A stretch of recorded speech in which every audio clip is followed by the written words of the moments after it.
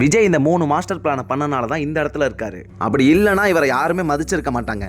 அது என்ன 3 master plan தான்? Number 1 magnetic bonding, number 2 pre planning, number 3 blaming. இப்போ நம்பர் 1 என்னன்னு பார்ப்போம், மேக்னெட்டிக் பாண்டிங். இப்போ இதை எப்படி சொல்றதுன்னா ஒரு எக்ஸாம்பிள் சொல்றேன் கேளுங்க. உங்களுக்கு இப்போ 2 ஃப்ரெண்ட் இருக்கான். அதுல ஒருத்தன் சண்டை போட்டுட்டு மச்சான் இவன் என்ன அடிச்சிட்டான்டா, இப்படி நான் இந்த இடத்துல நின்றேன், இவன் வந்து எனக்கு பிரச்சனை கொடுத்தான், அதனால நாங்க சண்டை போட்டோம், இதனால இந்த பிரச்சனைடான்னு உங்கள்கிட்ட வந்து சொல்றான். நீங்க என்ன பண்ணுவீங்க? அதை கேட்டுக்கிட்டு அனலைஸ் பண்ணுவீங்க. யாரு சைடு தப்பு யாரு சைடு தப்பு இல்லைன்னு அனலைஸ் பண்ணுவீங்க. கரெக்டா? நீங்க அவனை கூப்பிட்டு வா மச்சான் என்ன நடந்துச்சுன்னு சொல்லுன்னு காது கொடுத்து கேட்டு என்ன பிரச்சனைங்கிறத அனலைஸ் பண்ணுவீங்கல்ல. அனலைஸ் பண்ணணும்ல, என்ன பிரச்சனைன்னு தெரியாம போய் சண்டை போடுவீங்களா? அந்த மாதிரி அனலைஸ் பண்ணி எது சரி தப்புங்கிறத பார்த்துட்டு தானே டிசிஷன் எடுப்பீங்க. அதுதானே கரெக்ட்.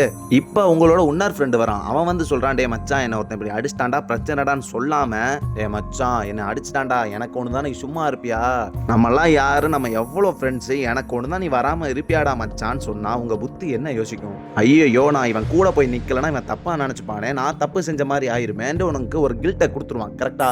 அப்ப நீ உன் ஃப்ரெண்டு சைடில் உள்ள தப்பு எது சரி எதுன்னு பார்க்க மாட்டேன். அவன் என்ன சொல்றான்னு கூட கேட்காம அவன் கொடுத்த கில்டில் அவன் கூட போய் சப்போர்ட்டுக்கு நிற்ப. என்ன பிரச்சனைன்னு கூட உனக்கு தெரியாது.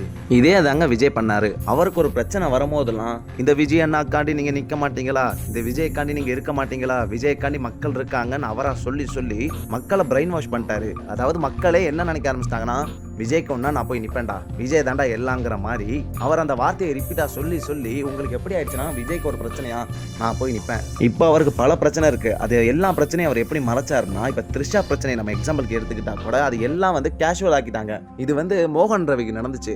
அப்ப எல்லாரும் மோகன் ரவி இப்படி பண்ணிட்டாரு அப்படி பண்ணிட்டாருன்னு பேசிக்கிட்டு இருந்த மக்கள் விஜயங்கிறனால அது எப்படி பேசுறாங்கன்னா, அது என்னப்பா தப்பு, அதுக்கு என்ன இருக்கு, அது சைடில் வச்சிருக்காரு அவ்வளோதாங்கிற மாதிரி சாதாரணமாக பேசிக்கிட்டு இருக்காங்க.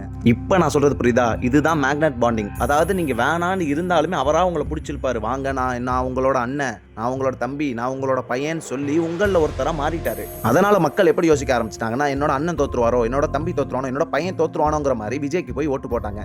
இப்போ அவர் சிஎம் ஆயிட்டாரு. அவர் அதுக்கு எடுத்த பிளே தான் எமோஷனல் பாண்டிங், அதாவது மேக்னெட் பாண்டிங். அவர் அதில் பக்காவாக செஞ்சாரு. அதனால அவர் இப்போ இந்த சீட்டில் இருக்காரு. சூப்பரா. இப்போ நான் நம்பர் 1 மட்டும் சொல்லியிருக்கேன். அடுத்த வீடியோல நம்பர் 2 நம்பர் 3 என்னன்னு சொல்லியிருக்கேன். Tough times create strong men. Strong men create easy times. Easy times create weak men. Weak men create tough times. He said to me, many will not understand, but you have to raise warriors.